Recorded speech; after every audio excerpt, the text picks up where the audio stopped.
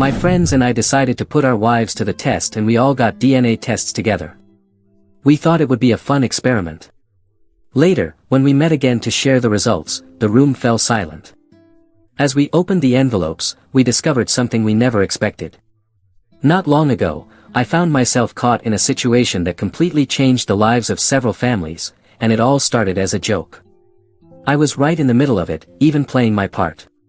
Let me explain how it happened. I am 35 years old. I have a wonderful wife, Ira, and a young son who is about to turn 5. All of my close friends are married. About once a month, we gather at one of our country houses. We've been a tight-knit group since childhood, so we made a pact years ago that no matter what happens, we drop everything and meet whenever we can, unless something really urgent comes up. On the day that turned out to be so decisive, we got together again for a barbecue, some drinks, and lots of laughs. It was hot, so the pool was open. The kids and the women were swimming while the rest of us prepared the food. When the party was at its peak, all the women were in the pool. That's when one of the guys, Henry, commented that his son was growing up with such a different personality from his own that he felt he no longer recognized him, not even physically. They didn't look much alike either. Jackson, always ready with a joke, chimed in, "Maybe he's not your son, you know those things come up all the time on TV." We all burst out laughing and took a few more rounds. That's when one of the guys jokingly suggested that we all take DNA tests, just for peace of mind. Not that anyone truly suspected their wife, but after a few drinks, the conversation started planting doubts in everyone. In the end, none of us could be completely sure, right? Only the women know what they do, or don't do. Still, not always. We all agreed to reveal the results at our next meeting. So my son and I went to the clinic too. A deal is a deal. We took the DNA test. I must say right away that my son looks exactly like me. He really takes after my family. I had no doubt about it, at least until that moment. The results came just as I expected. At our next meeting, everyone shared their results. It was a big gathering, with lots of barbecue and almost as much cognac as food. This time, by unanimous decision, we left our wives at home. That's when Camillo dropped the bomb. "Guys, thanks for the idea," he said, "but Evelyn is not my daughter." The DNA test came back negative. We were all in shock. The questions came pouring in, mostly emotional ones, without even getting into the details. Then Camillo explained that his wife had denied it for a long time, but in the end, she confessed after realizing that the situation was serious and that the DNA test was real and couldn't be faked. It turns out the little girl was actually the daughter of his wife's younger brother. They had an affair when they were still dating. After the wedding, both pretended nothing had ever happened. So his daughter turned out to be his niece. And by the way, Henry, whose comments started all of this, ended up proving that he had nothing to worry about. His son really was his. His doubts were completely unfounded. On the other hand, Camillo's wife spent a long time begging for forgiveness, acting like the test didn't exist. She even tried to convince us to talk Camillo into changing his mind. But he, being a man of principles, decided to do the right thing and reveal the truth at his brother's birthday party. They planned the celebration perfectly. Everyone was there, the parents from both sides. It was a huge scene, I assure you. A real family drama, with shouting, insults, and even some punches. What hurt me the most was little Evelyn, a 7-year-old girl who understood exactly what was happening. She wasn't present during the fight, but afterward, she was told that her dad wasn't her dad, he was her uncle. It's tragic when a child has to pay for the mistakes of adults. Also, the grandparents were completely devastated. They're not so young anymore, but at least they still have their granddaughter. Camillo's brother still has a son, but his wife is making a huge scene. I know she hasn't left yet, and I don't think she will. Where would she go with 2 young kids? But honestly, I feel sorry for Camillo. He's almost 36 years old and doesn't want to get into a new relationship for now. Now he only has his dog for company. I wouldn't wish this situation on anyone. In the first few days after the revelation, Camillo acted like he was fine. He showed up to our meetings. He tried to smile, made jokes now and then, but none of us were fools. It was all a facade, and you could see it in his eyes, that the situation was still eating him up inside. And how could it not be?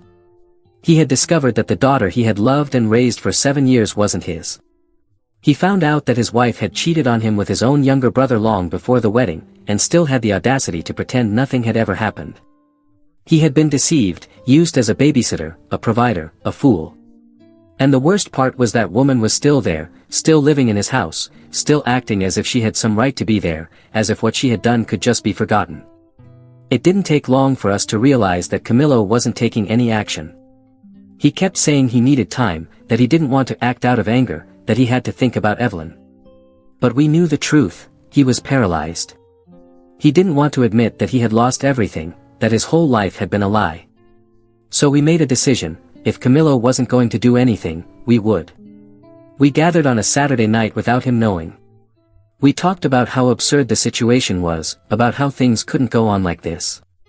He was practically serving as a doormat for his wife and brother, who were now living in his house as if nothing had happened. Henry got straight to the point: if he won't act, we will. And so we mapped out our plan. The following week, we organized a barbecue. As always, Camillo came without suspecting a thing. He looked exhausted, drank more than usual, trying to pretend everything was fine. But in the middle of the conversation, Henry blurted out, "So, have you resolved that situation at home?" Camillo avoided eye contact, took another sip of beer, and said, "I'm still thinking about what to do." That confirmed what we already knew: he wasn't going to do anything. While he sat there, distracted by drinks and conversation, Jackson and the others went to his house, grabbed his wife's suitcases and threw them outside. All her clothes, her belongings, and the brothers' things too. And they didn't do it politely. Everything was tossed on the lawn, scattered on the sidewalk. The woman came running out, screaming hysterically, saying this was abuse. "You can't do this to me, this house is mine too." Jackson laughed in her face. "No, it's not. You cheated on Camillo for 7 years. You betrayed him with his own brother. This house was never yours. And now, finally, you're going where you belong, onto the street." That's when Camillo's brother appeared. The bastard had the nerve to try and act brave, to stand in front of her like he was protecting her. Henry, who's always been the strongest in our group, grabbed him by the collar and shoved him against the wall. "You slept with your brother's wife," he growled. "You told him to raise your daughter as his own. You destroyed his family. And now you think you can stay here like nothing happened." The guy tried to struggle, tried to break free, but Henry didn't give him the chance. Jackson stepped forward and spat on the ground. "You have 10 minutes to get out of here before we call the police and report 2 trespassers in this house." The woman started crying, saying it wasn't fair, that she had nowhere to go, that Evelyn needed a home. But none of us felt even the slightest bit sorry for her. Meanwhile, at the barbecue, I got a message saying everything was ready. I looked at Camillo and said, "You should go home." He frowned. "Why?" "Because now your house is yours again." It took him a moment to understand. When he realized what we had done, his face went pale. He got angry. "You shouldn't have done that." But we knew it was just the shock speaking. He didn't understand yet that deep down, this was exactly what he needed. He went home. When he arrived and saw everything, his wife's and brother's suitcases on the street, the 2 of them shouting, not knowing where to go, he finally absorbed it. He looked at us, looked at the scene, and for the first time since all this began, he took a deep breath, as if a weight had been lifted off his shoulders. His wife tried to run toward him, to beg, to say he couldn't do this to her. But Camillo didn't respond, didn't even look at her. He just walked into his house and closed the door. And that was how he finally began to free himself. As for her and his brother, no one knows exactly what happened afterward, but we heard rumors that they lived at her parents' house for a while, that she tried to sue Camillo to get some money out of him, but got nothing, because the house had always been in his name. It took Camillo some time to recover, but little by little, he started to become the man we used to know.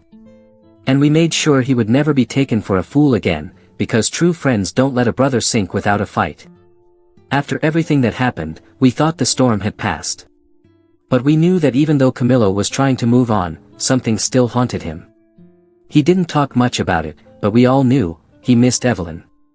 It didn't matter that she wasn't his biological daughter. He had raised her for 7 years. Taught her to ride a bike, told her bedtime stories, attended school meetings, held her hand when she was sick. In his heart, Evelyn would always be his daughter.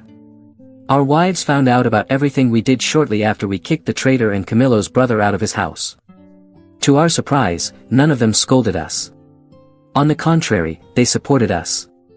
Some said they would have done something worse. Others praised our loyalty to Camillo. The important thing was that, for the first time in a long while, he wasn't alone. We started spending more time with him. At first, he was distant, still trying to process everything.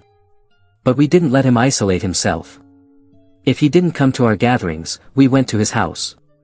If he didn't answer the phone, we knocked on his door. And little by little, he started to become the Camillo we knew. Still, sometimes we'd catch him staring into space, lost in his thoughts. We knew what it was. He missed Evelyn. He didn't have to say it, we knew. And it bothered us, because deep down, it wasn't fair. The breaking point came at a barbecue, months later. We were all together, laughing, chatting, when suddenly Camillo went silent. He was watching the kids run around the yard, playing. He tried to hide it, but we all noticed. It was that look, that weight in his chest. Henry was the first to speak. "You miss her, don't you?" Camillo sighed and ran a hand over his face, as if he didn't want to admit it. "Of course I do. How could I not miss her? I raised her. But she's not my daughter. I have no rights over her." We looked at each other. We had already talked about this before. We all agreed it was an injustice. And we had already come up with something. Jackson got straight to the point. "What if you did have that right?" Camillo frowned. "What are you talking about?" That's when we revealed it to him. For weeks, each of us had been putting money together. Little by little, we had been researching lawyers who specialized in family law. And we found one who believed Camillo could get at least shared custody. He might not be the biological father, but he had been the only father figure Evelyn had ever known. The lawyer believed there was a real chance he could spend at least a few days a week with her. Camillo shook his head. "This is crazy. I can't do that." "Yes, you can," Henry said, "and we'll do it together." He resisted. He said he didn't want to stir up the past, that he was afraid of how it might affect Evelyn, that maybe it was better to leave everything as it was. But we knew it was fear. Fear of becoming attached again. Fear of getting his hopes up and watching everything fall apart. "You always said you'd do anything for Evelyn," I told him. "Then do this. Fight for her." He stayed silent, took a deep breath, and finally agreed. The legal process was long and exhausting. His ex-wife tried to block it, saying he had no rights over the girl. His brother stayed silent, probably too ashamed to interfere. But the lawyer was firm. Camillo might not have been the biological father, but he was the only father the girl had ever known. The judge listened to the arguments, read the documents, analyzed the evidence. And then came the decision: shared custody. Camillo could have Evelyn with him a few days a week. It wasn't everything he wanted, but it was enough. The day he saw her again was emotional. Evelyn ran straight into his arms, crying, telling him how much she had missed him. He hugged her tightly, like he was afraid she'd disappear again. And in that moment, we knew we had done the right thing. After that, it was like Camillo became himself again. He started smiling for real. He returned to work with more energy. He met new people, and over time, even started dating someone. He wasn't in a rush, but he no longer saw the future as something empty. Then, one random evening at another friend's barbecue, after a few beers, he looked at us, shook his head, and let out a soft laugh. "You guys are the best friends in the world," he said, wiping away a tear before anyone could notice. "But let's never do anything Henry suggests ever again." We all burst into laughter. He laughed too, with that genuine laugh we hadn't heard in a long time. And in that moment, we knew it had all been worth it. Years have passed, and looking back, I realize how much everything changed since that day we opened the DNA test envelopes. We never imagined that a simple joke among friends would lead to such a massive upheaval, changing lives in ways no one could have predicted. Camillo is doing well today, very well, in fact. After all the chaos, he rebuilt himself. It didn't happen overnight, of course. There were tough moments, times when he questioned if he had made the right decisions. But in the end, he came out stronger. He's now financially stable, he's grown in his career, and he even moved to a new house. He said he needed a fresh start, somewhere without so many painful memories. He still has his dog, and now, a new life. In time, he began dating an amazing woman, someone who truly respects and values him. They've been together for a while, taking it slow, building something real. Evelyn is growing up fast. The shared custody arrangement worked better than we expected. At first, Camillo's ex-wife tried to put up obstacles, but over time she realized she couldn't stop it. The girl has always loved her dad Camillo, as she still calls him. And it was clear that taking him out of her life would only hurt her. Now, every week, Camillo spends time with her. They take trips, go out together, and he's never missed a single birthday. She understands many things already, and over time, she'll understand even more. The most important thing is that, despite everything, she still has a father figure who never abandoned her. The rest of our group remains close. If we were inseparable before, we're even more so now. After everything we did for Camillo, it became clear that our friendship went far beyond occasional meetups and jokes. We were willing to do whatever was necessary for one another. Our wives are still by our sides, and to this day, some of them say that was the moment we proved we could face anything together. Every time we gather, the story comes up again. Someone always jokes about how it all started with a dumb comment and ended in family court. And Henry is still Henry. Even now, every time he suggests something, someone looks at Camillo and asks, do we follow the plan or ignore him right away? And Camillo laughs, shakes his head, and says, never again do we follow one of Henry's ideas. But the truth is, without that crazy idea, he wouldn't be where he is today. In the end, life went on. We all did. But that experience taught us something important: some things just can't be predicted. Sometimes the truth comes to light when you least expect it. But the most important thing isn't what you discover, it's who stands by your side when everything falls apart. And Camillo rebuilt his life. And we're still here. Ready for whatever comes next. Because if we've learned anything, it's that true friends don't let a brother sink. And even though we always make fun of Henry, maybe, just maybe, it's worth listening to his ideas every now and then. But just maybe.